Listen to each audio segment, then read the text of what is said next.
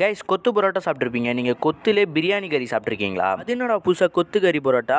So அந்த combo என்னென்னு பார்க்குறதுக்கு முன்னாடி பார்க்குறவங்க எல்லோரும் உங்கள் கையில் நீங்கள் நீ ஒரு சப்ஸ்கிரைப் பண்ணி சப்போர்ட் பண்ணுங்கள்.